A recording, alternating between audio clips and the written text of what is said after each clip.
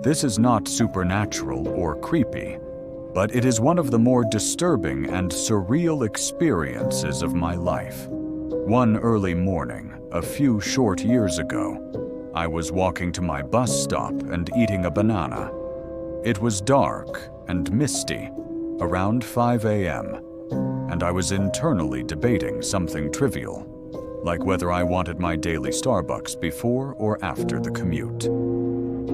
As I approached the dimly lit corner on my street, a tall man in a black mask stepped out of the dark alleyway to my left. Sleepy and disoriented, I barely acknowledged him. When he shouted for me to put down my purse and pointed a gun at my head, things started to click. The man said, "Put down your bags," and I told him, Okay, I'm putting them down over here." He ordered me to walk over to him, toward the alley, and to get down on the ground. I agreed, saying, "I'm coming, okay." My heart was beating 1,000,000 miles a minute, and my hands still smelled sticky with banana. I knew I needed to get away. I do not know why, but my mouth would not stop working. "Look, see, I'm on the ground. My stuff is over there. Please just take my things." But he did not like it. He shouted at me to be quiet. Then he got on top of me and pressed the gun to my head. At this point, I should mention that I was on my way to coach a high school practice and was dressed like a guy.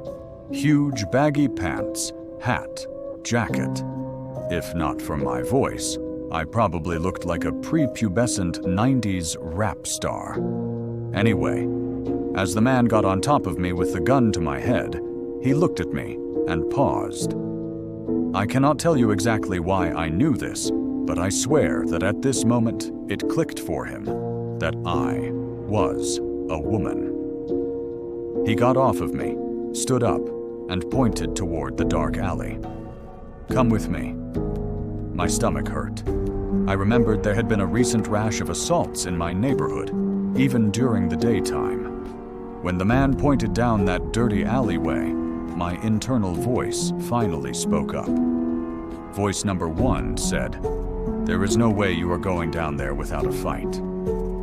"But he has a gun, you fool," replied voice number 2. "Follow me," the real voice, his voice, shouted. So I did what I do best. I talked. "I'm coming, I'm following you," I called. And the man made a crucial mistake. He believed me. I took 1, then 2 tiny steps backward toward the sidewalk, and he turned his body and his gun toward the alley. This was my moment. I took a deep breath, tucked my head down in case he started shooting, and started sprinting away. I heard a voice screaming in a high-pitched wail before I realized that it was mine. After running 6 or 7 blocks, I headed back to my apartment, hoping he would not be there to see where I lived. The police checked the alleyway an hour later, but the potential attacker was long gone.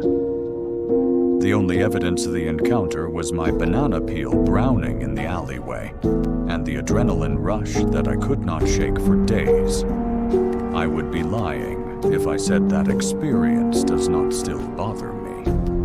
But I am fortunate to mostly be haunted by the what-ifs rather than the what-dids.